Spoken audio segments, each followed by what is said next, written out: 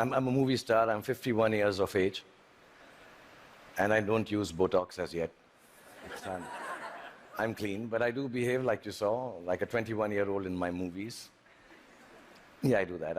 I sell dreams, and I peddle love to millions of people back home in India who assume that I'm the best lover in the world. I do remember the night my father died, and I remember the driver of a neighbor who was driving us to the hospital.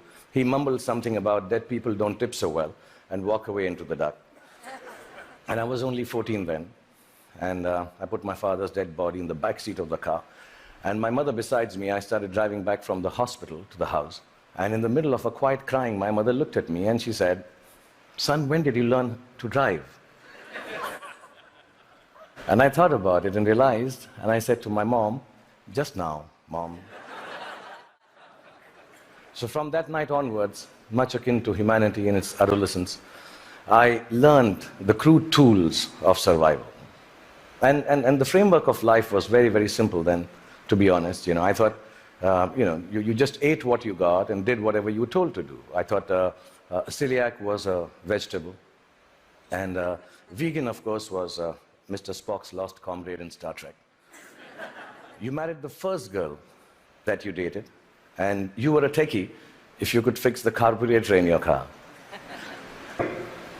I'm 51 years old, like I told you, and mind-numbing acronyms notwithstanding, I just want to tell you, if there has been a momentous time for humanity to exist, it is now. Because the present you is brave. The present you is hopeful. The present you is innovative and resourceful. And of course, the present you is annoyingly indefinable. And in this spellbinding, imperfect moment of existence, feeling a little brave just before I came here, I decided to take a good, hard look at my face. And I realized that I'm beginning to look more and more like the wax statue of me at Madame Tussauds. In that moment of realization, I asked the most central and pertinent question to humanity and me. Do I need to fix my face? Really, I'm an actor, like I told you, a modern expression of human creativity.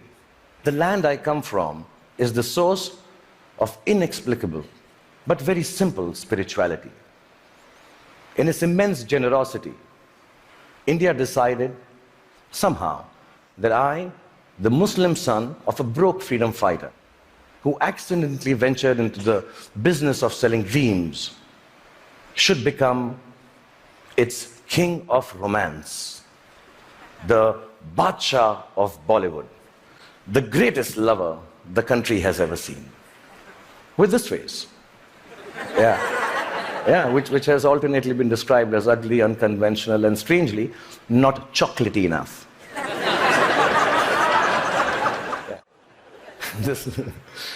The people of this ancient land embraced me in their limitless love.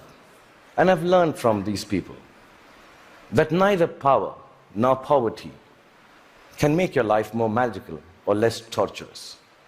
I've learned from the people of my country that the dignity of a life, a human being, a culture, a religion, a country, actually resides in its ability for grace and compassion.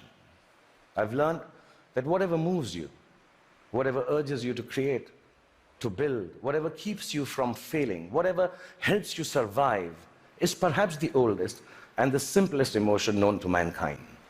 And that is love. You may land on Mars and build armed citadels, or you may look for life forms and species to learn from and respect. And you can use all the monies that we all have earned to wage futile wars and give guns in the hands of little children to kill each other with. Or you can use it to make more food to fill their stomachs with. My country has taught me the capacity for a human being to love is akin to godliness. It shines forth in a world, which civilization, I think, already has tampered too much with. In the last few days, the talks here, the wonderful people coming and showing their talent, talking about individual achievements, the innovation, the technology, the sciences, the knowledge we are gaining by being here. So I believe the future you is an infinite you. It's called a chakra in India, like a circle.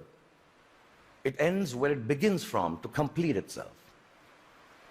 A you that perceives time and space differently, understands both. Your unimaginable and fantastic importance and your complete unimportance in the larger context of the universe.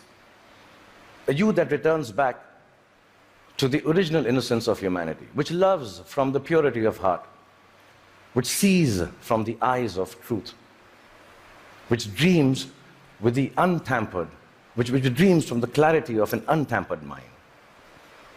The future you has to be like an aging movie star who has been made to believe that there is a possibility of a world which is completely, wholly, self-obsessively in love with itself. A world, really, it has to be a you to create a world which is its own best lover. That, I believe, ladies and gentlemen, should be the future you. Thank you.